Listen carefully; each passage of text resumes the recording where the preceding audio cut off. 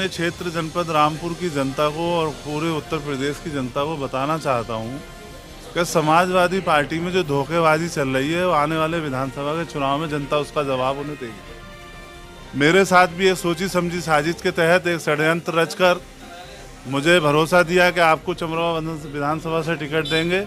मेरे साथ धोखा किया, मेरा कैरियर तबाह करने की कोशिश की, मेरे समर्थकों को, मेरे चाहने वालों का दिल तोड़ने की कोशिश की और मुझे बर्बाद करने की पूरी कोशिश की गई कि यूसुफ का टिकट काट दो जिससे वो कहीं से भी चुनाव नहीं लड़ पाए।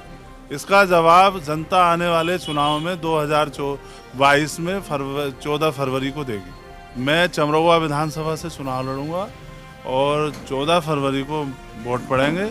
जनता जवाब देगी। जो मेरे साथ धोखा किया, मेरे समाज के लोगों का, मेरे गांव में रहने वाले लोगों का जो मान सम्मान पर उन्होंने ठेस पहुंचाई, उसका जनता जवाब 14 फरवरी। यादव जो राष्ट्रीय अध्यक्ष हैं समाजवादी पार्टी के और हमारे जो क्षेत्र के बड़े नेता हैं, उन सब लोगों की प्लानिंग के तहत हमारे साथ जो धोखा हुआ है उसका जवाब जनता 14 फरवरी को देगी। कोई मुद्दा नहीं था। आदमी बहक जाता है जब कोई आदमी राज दिखाता है, भाई समाजवादी से लड़ लो, आपका ये हो जाएगा, आपका वो हो जाएगा, फलाना ढिमका, जो भी कह सकते थे उन्होंने किया।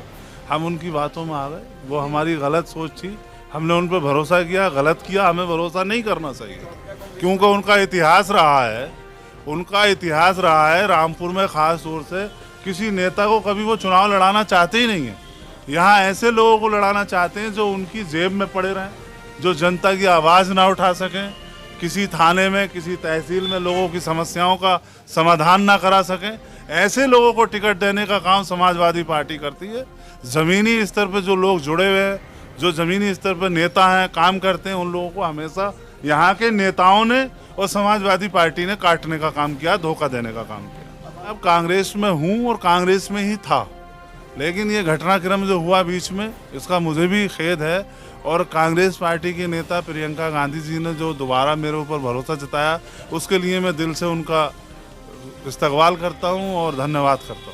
समाजवादी पार्टी की लड़ाई चमरवा विधानसभा में नहीं होगी। नसीर खां के खिलाफ बहुत बड़े पैमाने पर माहौल है। उन्हें जनता वहां से हराना चाहती है। जनता उन्हें विधायक नहीं देखना चाहती।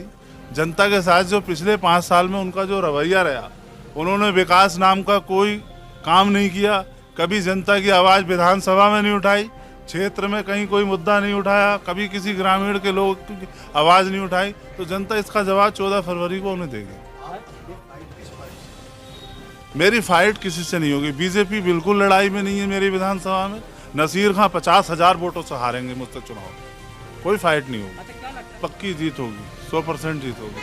जनता हमारे साथ है और पूरे क्षेत्र की जो आवाम है, सभी जात बिरादरियों के लोग, उसमें मुसलमानों में भी सभी जात बिरादरियों के लोग और हिंदू समाज में भी, हमारे लोधी समाज के लोग, सैनी समाज के लोग, सरदार समाज के लोग, कंबोज समाज के लोग, प्रजापति समाज के लोग, पाल समाज के लोग, और मुसलमानों में हमारे शेख भाई, अंसारी भाई, अलवी भाई, सैफी भाई, कुरैशी, अंसारी, सारी जात बिरादरियों के लोग हमारे साथ हैं।